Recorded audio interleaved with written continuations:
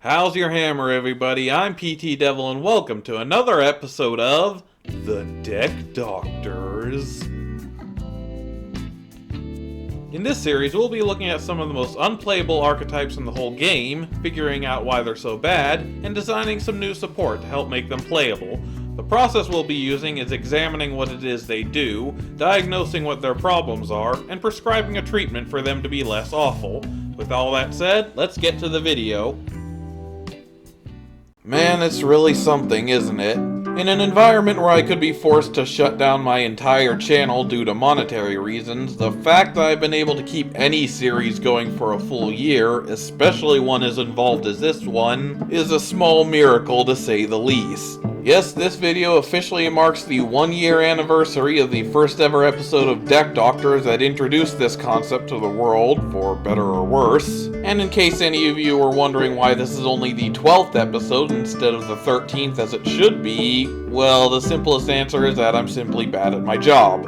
But anyway, in order to celebrate this momentous occasion, I decided I would shout out the first episode by reviewing the other archetype that I ended up mentioning in that video, Celtic Guards. If your first thought was that Celtic Guards are not an archetype since they don't have any discernible playstyle or much of anything of members for that matter, then you're half right, but they are classified as an archetype due to receiving direct support by name in one of their cards. The only time I reviewed or ever will review something that wasn't explicitly an archetype in this series was with entities, and that was only because they got by on a loophole, since they were 3 separate sub-archetypes receiving equal and direct support with one of their cards. As for Celtic Guards though, well, let's just get started on the review, okay? We start off with one of the more recognizable monsters in the game, Celtic Guardian. It's a level 4 Earth Warrior with 1400 attack and 1200 defense, and being a normal monster, it has no effects or conditions to speak of, only a name clause that I put on there that excludes it from the Guardian archetype due to its Japanese name being Elf Swordsman. More info that on the upcoming Doctor's Notes. That is if I ever get a material to make one! This thing's redeeming feature is being a level 4 warrior, which is by all accounts not nearly enough to warrant running this. Even for OCG Volume 1 this was barely tolerable due to much better options, and nowadays the number of reasons to run this thing are starting to cross over into negative integers at this point. Maybe if the support for this archetype ever gets to a point where it can actually do something, you might want to run one of these, but as it stands, don't even bother.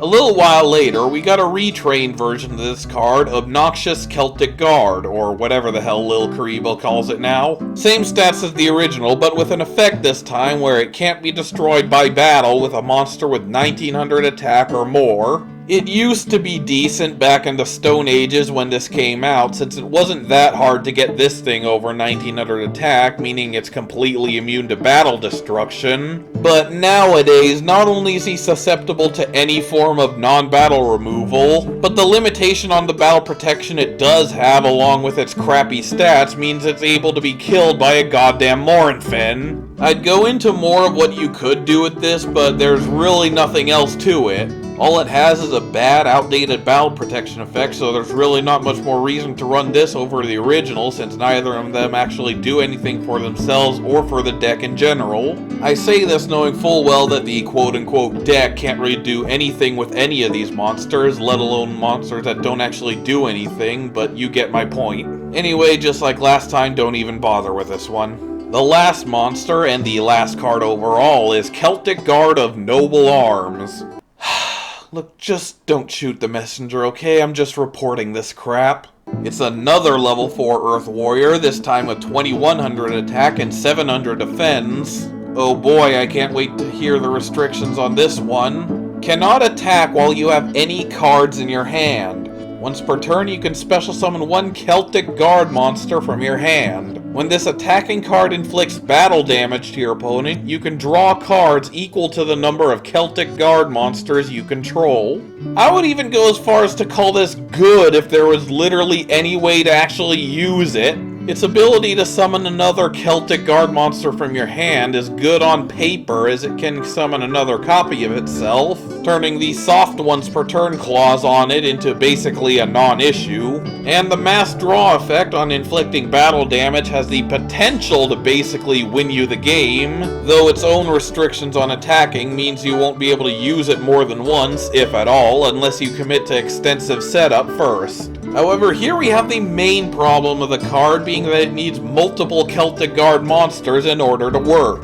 Even if you're batshit insane enough to run 3 copies of every one of their monsters, brick potential went through the roof on that one, that leaves you with a whopping 9 archetypal monsters to work with, and not even the fact that they're all Rhoda targets can salvage that much non-existent support.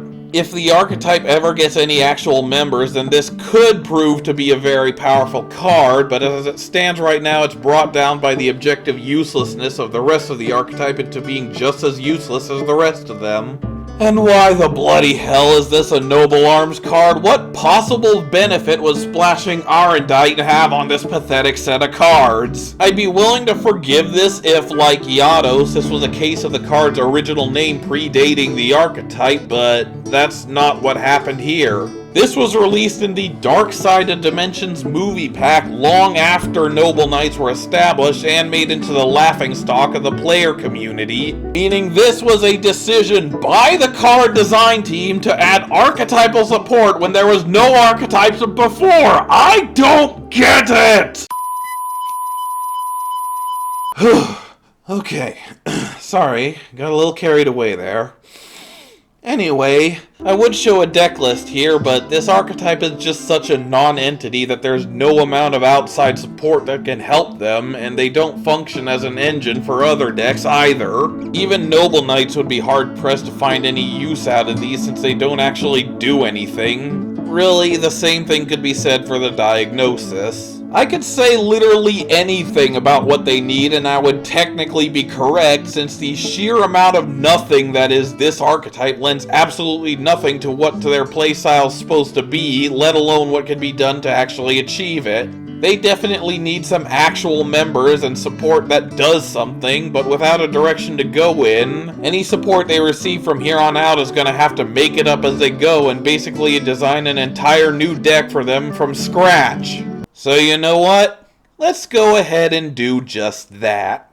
Since I'm basically starting from zero this time, I might as well start with a brief explanation of my thought processes here. The main focus of the support is based around utilizing and making use of Noble Arms' effect, meaning that it focuses heavily on emptying the hand before and during the battle phase so that you can use its effect at least once. As a byproduct of this, the deck also sees a lot of reliance on the graveyard as well, since almost all of the new support has some sort of graveyard effect to take advantage of being sent there as fast as possible. We also put quite a bit of heavy focus on using the original Celtic Guardian, either using it as an engine piece, or by the new boss monsters possessing harpy-like effects that treat them as the original in order to make use of their new support.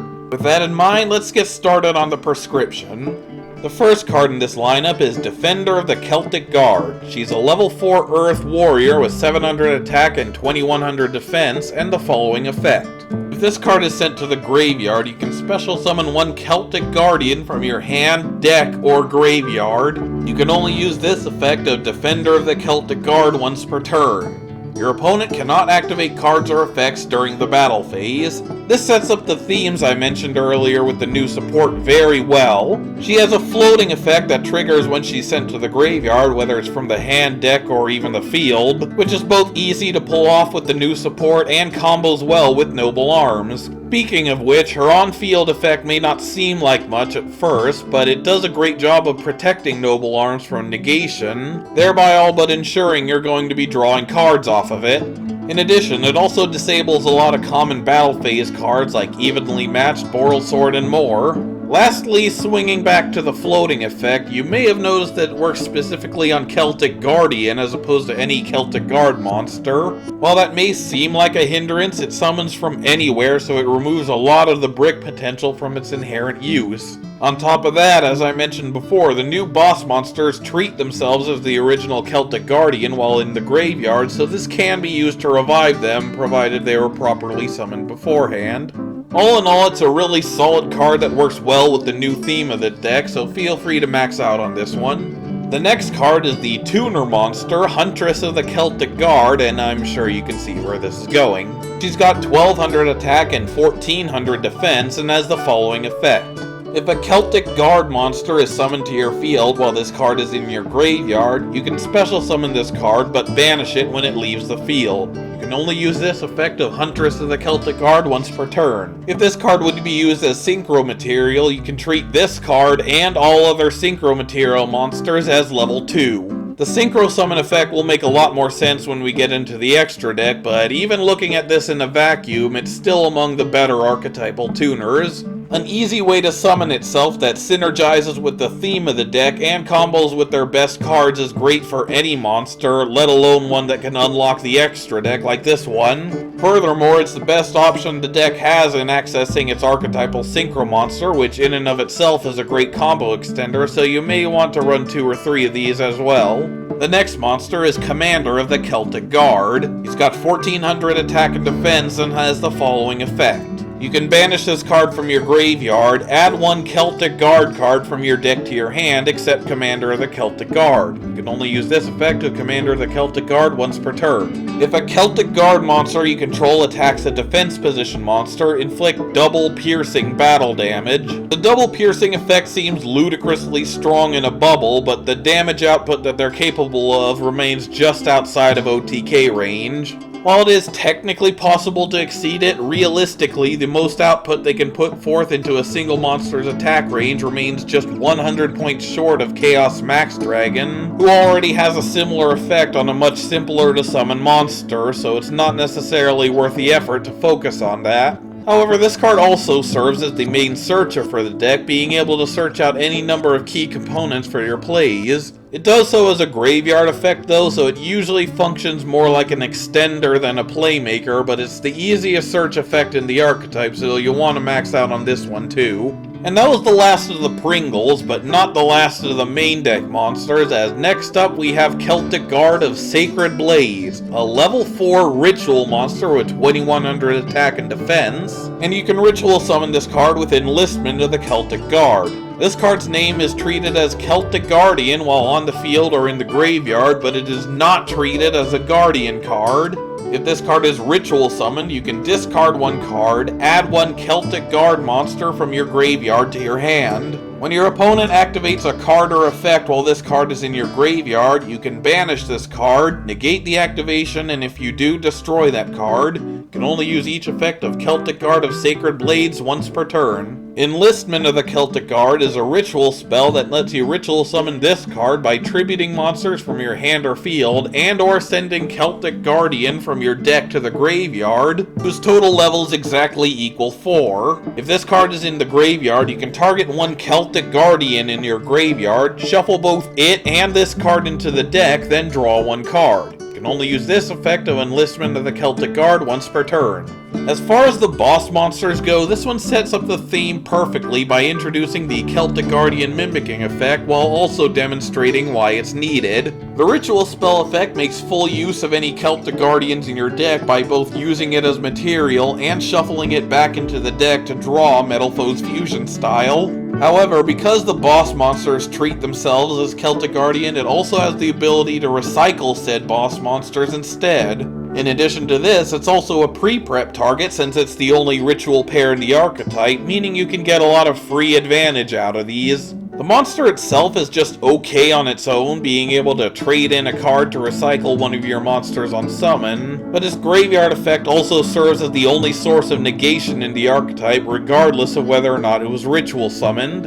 Even if you don't have any intention on summoning it, that graveyard effect is enough to warrant running a copy or 2. Moving on to the extra deck proper, the next monster is Celtic Guard of Stalwart Blades. It's a level 4 fusion monster with 2400 attack and 2000 defense. Requires 1 warrior monster and specifically Celtic Guardian as material. Must first be fusion summoned or special summoned by tributing the above cards you control, in which case you do not use polymerization. This card's name is treated as Celtic Guardian while on the field or in the graveyard, but is not treated as a Guardian card. Quick effect, you can discard 1 card, send 1 Celtic Guard card from your deck to the graveyard. If this card is sent to the graveyard, you can special summon one Celtic Guardian from your graveyard except this card. You can only use each effect of Celtic Guard of Stalwart Blades once per turn. You may be expecting me to show some sort of archetypal fusion spell, however I decided against it since this archetype isn't exactly focused on fusion summoning, so it's pretty much left to the contact fusion in order to cheese it out. It's just as well since this card functions as a quick effect archetypal Foolish on legs that also knocks cards out of your hand while it does so. The ideal target to dump with this card would have to be Defender, but it can also set up Commander if you need to search out any of your key components, or even use some of the graveyard effects of the spell traps if you really need to. It also floats itself into any of the other boss monsters, including another copy of itself if need be, so you can feel confident in using them as material for this card's fusion summon, since you can get them back if need be. Run 2 of these. The next card is Celtic Guard of Swift Blades. It's a level 4 synchro with 2000 attack and 2400 defense, is completely generic and has the following effect. This card's name is treated as Celtic Guardian while on the field or in the graveyard, but is not treated as a Guardian card. If this card is synchro summoned, you can target one Celtic Guard monster in your graveyard, special summon it, but its effects are negated. Also, you cannot special summon monsters for the rest of this turn except Earth monsters. You can send one card from your hand or field to the graveyard, add one Celtic Guard spell trap from your deck or graveyard to your hand. You can only use each effect of Celtic Guard of Swift Blades once per turn.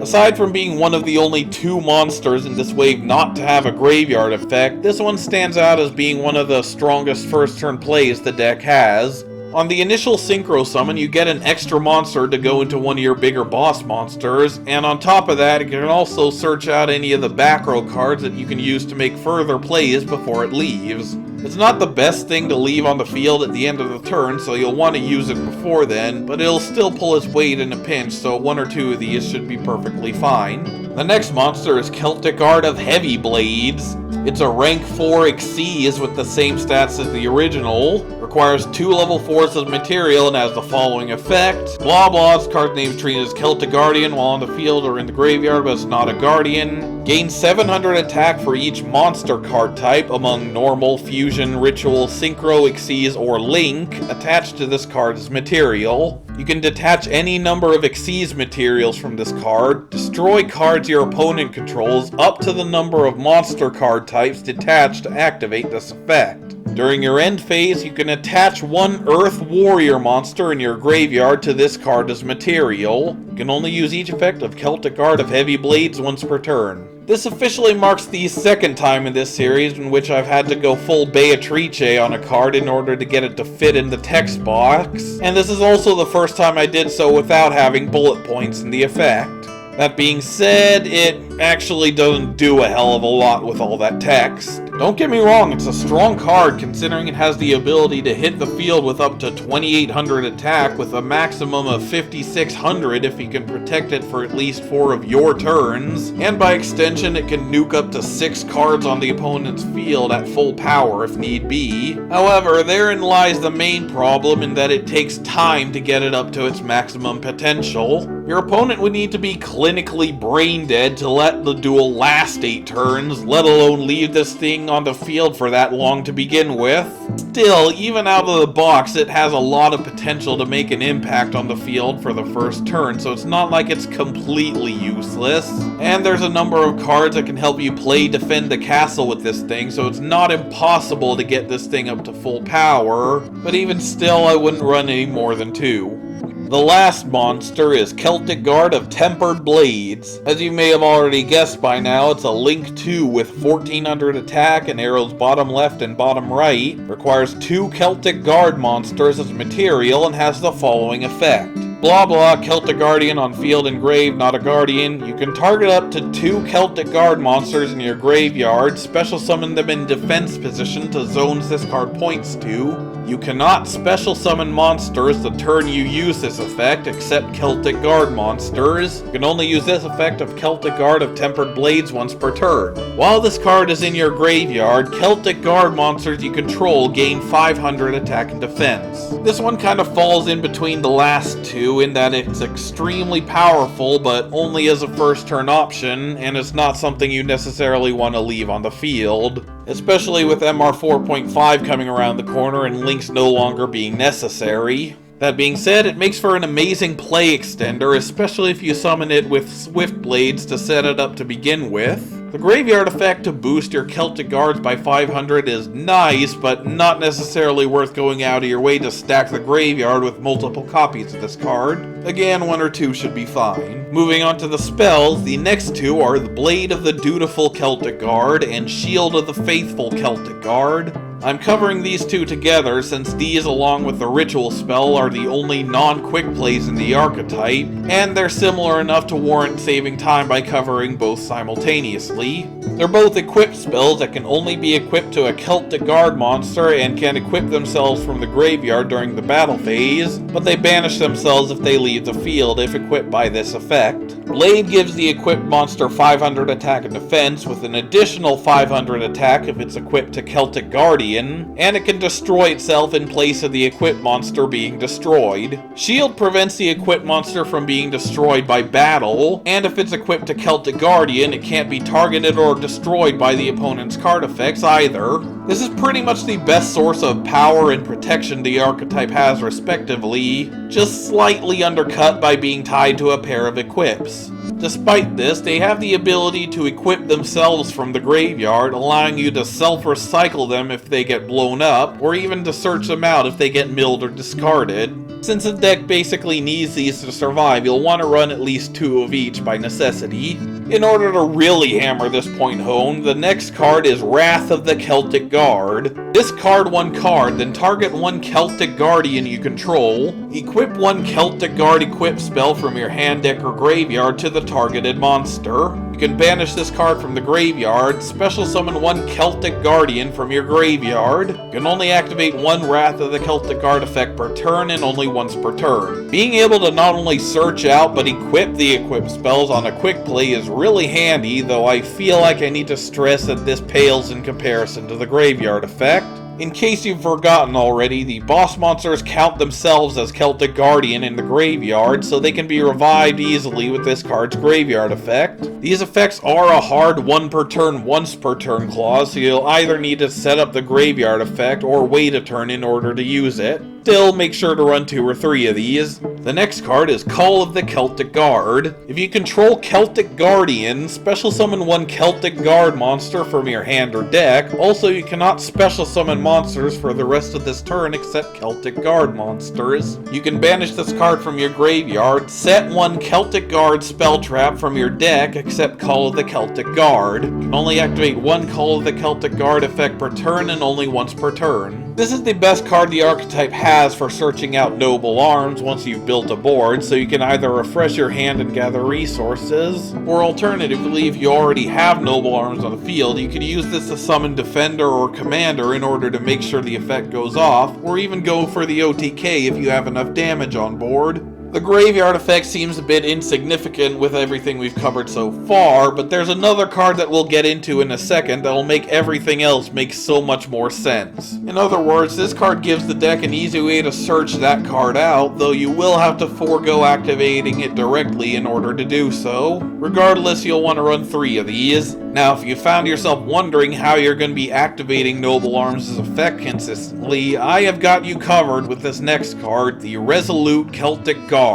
Discard your entire hand, then special summon Celtic Guard monsters from your graveyard up to the number of cards discarded to activate this effect. During either player's turn, if this card is in your graveyard, you can banish 1 Celtic Guard monster from your graveyard, set this card but banish it when it leaves the field. You can only use 1 effect per turn and only once per turn. This is pretty much the card that this deck lives and dies by, which is all well and good since this effect is pretty damn busted, all things considered. It gets rid of your entire hand, and it does so as cost, so it's prime negation bait. But that's almost a plus in and of itself, considering Noble Arms will then be able to attack and replenish the hand as a result. As for the effect itself, the sheer power of an archetypal soul charge is insanely good, especially if it's on a quick play, though it does require a bit of setup in your current hand in order to do so. As if that wasn't enough, this thing also has self-recycling on a quick effect, though doing so makes itself a sitting duck since it can't then be activated on the same turn. Nevertheless, you can't do with any less than 3 of these. Hell, I would run 4 if I could. The last card is the continuous trap card, Dereliction of the Celtic Guard. If you control Celtic Guardian, you can activate this card from your hand. Celtic Guard monsters you control cannot be destroyed by battle. You can only use each of the following effects of Dereliction of the Celtic Guard once per turn. You can discard 1 card, then target 1 Celtic Guard monster you control. It gains 500 attack until the end of this turn. During your main phase, you can banish this card from your graveyard, add 1 Celtic Guard monster from your deck to your hand. Yes, I'm well aware of the irony that this means that there's now a monster, spell, and trap card with a battle immunity effect, and you could very easily combine them all for some air balloon fan rotom bullshit. However, there's not much of a point to being able to activate it during the opponent's turn beyond the battle immunity, since the attack boost itself is pretty inconsequential. The main purpose of said effect is to empty cards out of the hand in order to set up their graveyard effects and to use noble arms. By that token, it's almost ironic that this card itself has a graveyard effect that searches out the Celtic Guard monsters. However, considering the existence of the Resolute, it seemed like a safe option. It's not the best thing to run since the equips functionally do the same thing but better, but the versatility of the discard cost and the graveyard search effect is enough to warrant 1 or 2 copies. And that should do it. This is the first time I've built something with absolutely nothing to go on, so I have no idea how this is going to turn out, but hopefully it should be fine enough. I'm going to keep my closing thoughts brief since there's absolutely nothing left in terms of images for this deck, so I'm just going to put up whatever random shit I find on my hard drive here. Don't worry, I'll be sure to keep it SFW here. In my entire time working on this series, I've never come across an archetype as unaware of itself as this one. They could have easily made the Noble Arms monster a one-off retrain like they did with the other movie pack filler trash, but for whatever reason, possibly nepotism or some form of opium, they felt like this 3-card set needed to be an archetype despite not being able to do anything, and running the other members will end up doing a lot more harm to you than good. Hopefully this custom support will actually do something and help dig Konami out of this hole they dug for themselves, though knowing them, I'm sure they'll still find a way to shoot themselves in the foot. If you'll excuse my mixing of metaphors like some kind of greased pig. Thank you guys so much for watching and for continuing to watch this series ever since the beginning. I really appreciate you helping to support me through all of this, because if not for you, I would have had to quit a long time ago. And no, in case you're wondering, the next episode is not going to be Guy of the Fierce Knight, since that's an exercise in madness that frankly I'm not willing to deal with. Regardless, thanks for watching, and until next time, don't get run over, and I'll see you guys later.